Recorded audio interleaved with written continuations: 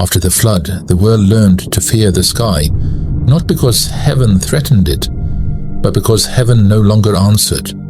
The waters had erased cities, they had buried giants, they had silenced the teachers who once guided mankind's rise.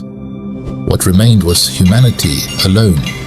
For generations, people rebuilt slowly. Stone replaced stone. Fire was relearned. Language spread again across the land.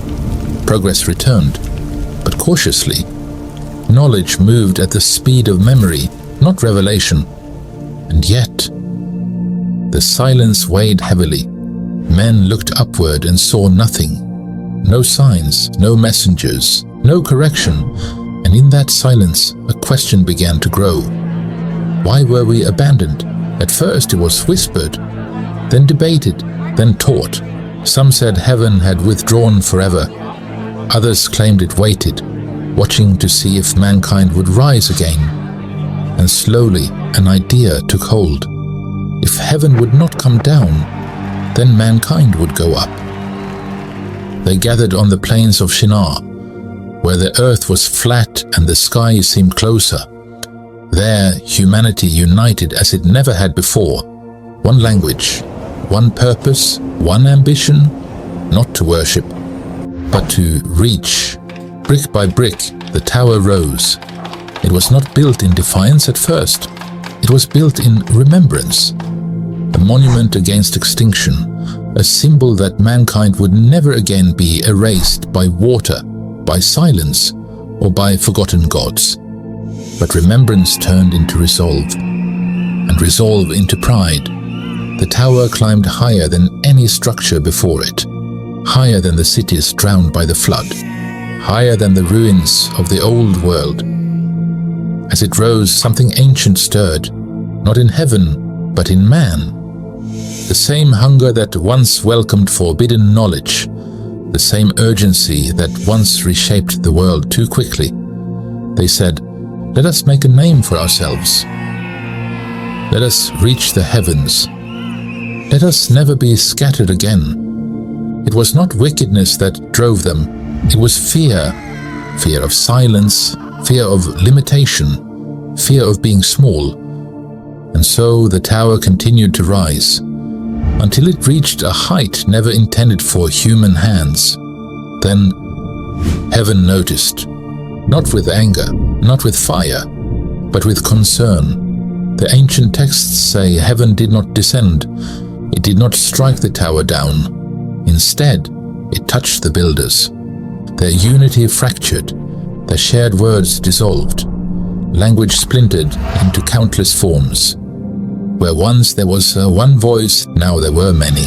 Confusion spread, not as punishment, but as restraint.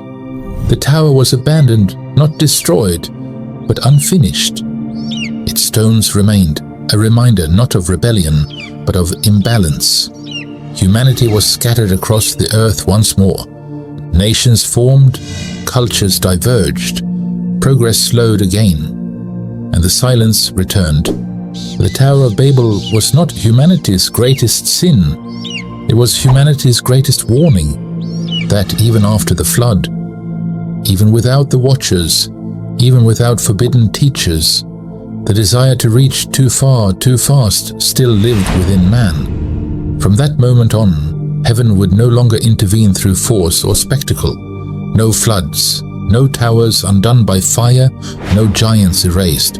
Only distance, only time, only consequence. And so the world moved forward, slower, weaker, but alive, learning not from angels, but from failure. The tower did not fall. That was the first lesson. Its stones remained stacked against the sky, unfinished and silent, a monument to an ambition interrupted, not destroyed. The builders awoke the next day expecting resistance from heaven. Instead, they found each other incomprehensible. A command spoken was no longer obeyed. A warning shouted was no longer understood. A promise given no longer carried meaning. Words, once the strongest force binding mankind, had fractured. At first they believed it was confusion that would pass, They gestured, they repeated sounds louder, slower, they argued with hands and expressions, but the fracture deepened. Families who had spoken the same tongue now heard only noise.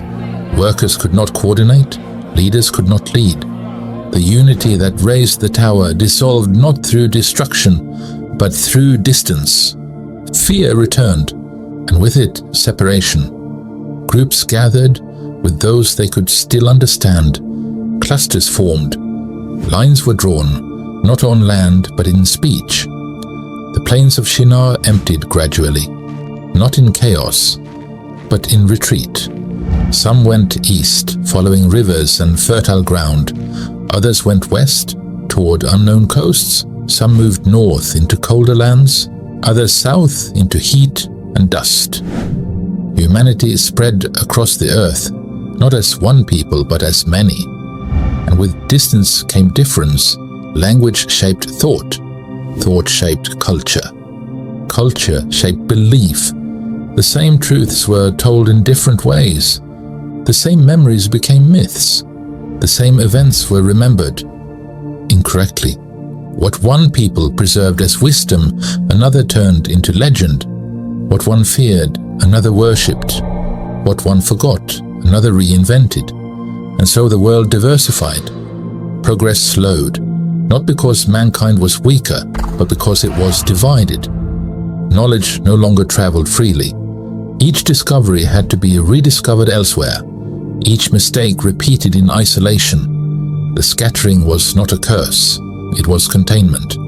Heaven did not erase ambition, it dispersed it. No single civilization would again rise fast enough to endanger creation. No tower would reach the sky through unified will alone. Instead, humanity would advance unevenly, patiently, painfully, and in that slowness, balance returned. The tower remained behind, weathered, unfinished, slowly crumbling. A reminder that unity without restraint leads to collapse, and that progress without wisdom moves too quickly. The ancient texts end this chapter not with judgment, but with silence. No further intervention followed, no correction, no guidance, only time. And mankind, scattered across the world, would now learn separately. One language at a time, one culture at a time, one mistake at a time.